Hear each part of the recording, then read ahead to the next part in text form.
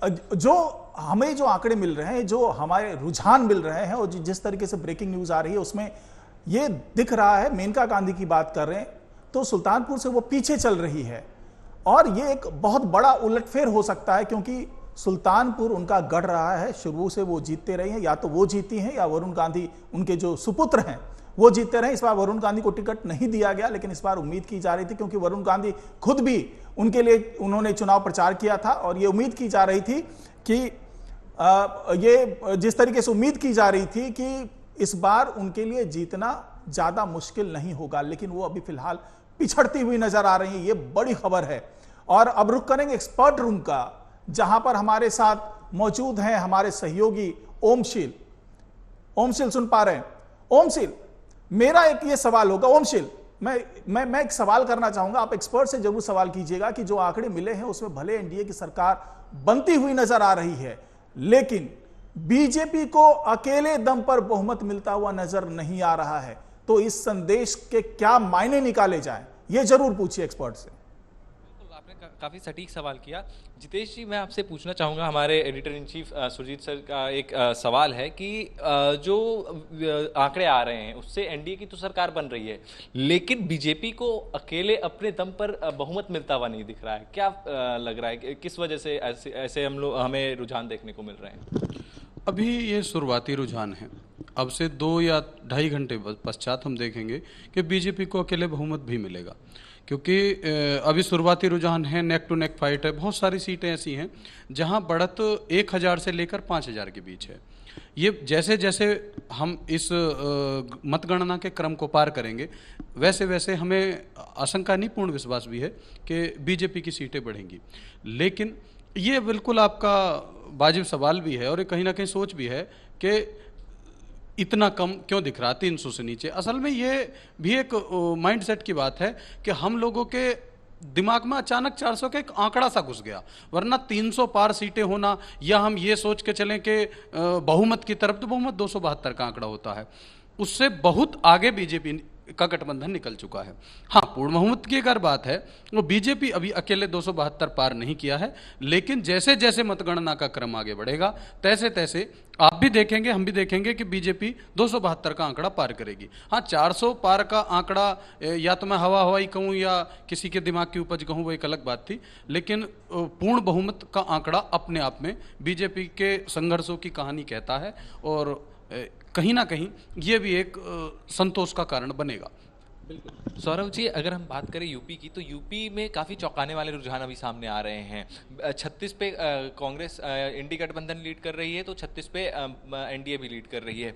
क्या लगता है कि कई सारे मुद्दे यूपी में रहे, योगी और मोदी दोनों फैक्टर हैं यहाँ पर, क्या लगता है इस बार मोदी मैजिक धूमिल होता जा रहा है, या फिर जो तमाम तरीके की चीज़ यूपी में हुई, एक राम मंदिर भी लग रहा था कि एक प्रभाव भारतीय जनता पार्टी को उस पर पड़ेगा और उसके लिए एक पॉजिटिव साइन होगा राम मंदिर, लेकिन वो धरातल पर रुझान के अनुसार देखने को नहीं मिल रहा है। देखिए, जब वोटर वोट डालने के लिए निकलता है तो हर वोटर की अपनी एक अलग अलग एक्सपेक्टेशंस होती हैं। जिन लोगों को राम मंदिर के नाम पर वोट देना था उन्होंने राम मंदिर के नाम पर दिया, जिन्होंने विकास के नाम पर वोट देना था उन्होंने विकास के नाम पर दिया, और बहुत सारे ऐसे लोग थे जिनको अपने जातिवाद के नाम पर वोट देना था या नहीं देना था, वो शायद शिथिल हो गए या अपनी जातिवाद के नाम पर वो जो है आगे बढ़ गए। तो मेरा ये कहना है कि ऐसा नहीं होता है कि केवल और केवल जो वोट मिलता है केवल एक राम मंदिर के मुद्दे पर या एक अकेले विकास के मुद्दे पर मिलता है। तो ना तो राम मंदिर का जो अचीवमेंट है भाजपा का, ना तो वो शिथिल हुआ है, ना वो कमज़ोर हुआ है, ना ही जो है विकास कमज़ोर हुआ है। ओवरऑल इसके अंदर बस देखने वाली बात यह है कि अगर आप देखेंगे शुरुआती रुझानों में तो अजय राय भी जो है मोदी जी से बहुत आगे निकलते हुए दिखाई दे रहे थे जब पोस्टल बैलेट्स खुले थे या जो है उनकी फर्स्ट राउंड की काउंटिंग आई थी। तो लेकिन अब आज की डेट में अब आगे जब जैसे जैसे क्रम आगे बढ़ा है तो मोदी जी ने तो काफ़ी अच्छी लीड ले ली है वहाँ पर।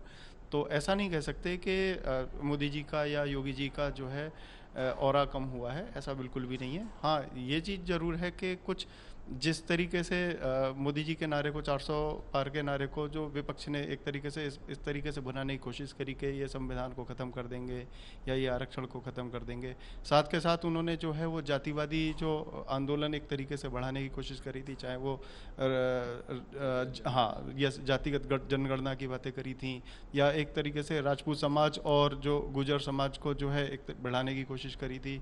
एक राजपूत समाज को जो है वोटों के नाम पर, जैसे गाजियाबाद के अंदर जनरल वीके सिंह का जैसे भाजपा ने टिकट चेंज किया था तो उसके बाद उसी को आधार बनाया गया था। ब्रजभूषण शरण सिंह जी के नाम पर भी जो है उस पूर्वांचल के अंदर जो है उन जातिवाद को थोड़ा सा आगे बढ़ाया गया था। तो कहीं ना कहीं वो जातिवादी जो वोट होते हैं या विपक्ष जो, उसमें कहीं ना कहीं मुझे को लगता है कि थोड़ा सा भाजपा के वोटर को और सपोर्टर को शांत करने में वो कामयाब होता हुआ दिखाई दिया, वरना तो ये रिजल्ट और भी बहुत आगे होता है। देखिए काफ़ी सारी हाई प्रोफाइल सीट है विकास जी, चाहे हम अमेठी की बात करते हैं, स्मृति ईरानी वहाँ से अभी सांसद भी हैं, मंत्री भी एक बार फिर से उन्हें टिकट मिला, वो चुनाव लड़ रही हैं, लेकिन वो काफ़ी ज़्यादा वोटों से अभी पीछे चल रही हैं, 30 से 33 हज़ार के बीच में वो वोटों से पीछे वो चल रही हैं। क्या लगता है क्या असर रहा पीछे होने का? ओम जी, चुनाव में ना जब वोटिंग होती है तो कोई भी हाई प्रोफाइल नेता नहीं होता, हर कोई उम्मीदवार होता है अपनी अपनी पार्टी का। अब हुआ क्या है, मैं जो देख रहा हूँ कि किन किन राज्यों में भाजपा को की सेंध लगी है भाजपा के वोट बैंक में, तो ऐसा देखने में आ रहा है उत्तर प्रदेश, पंजाब में तो खाता तक नहीं खुलता हुआ दिख रहा है, हरियाणा, बिहार में भी कम हुआ हो रहा है। तो ये सब राज्य वैसे हैं जो जहाँ पर इंडस्ट्रियल डेवलपमेंट बिहार, यूपी में अभी कम है, लोग सरकारी रोजगार की तरफ ज़्यादा कोशिश करते हैं।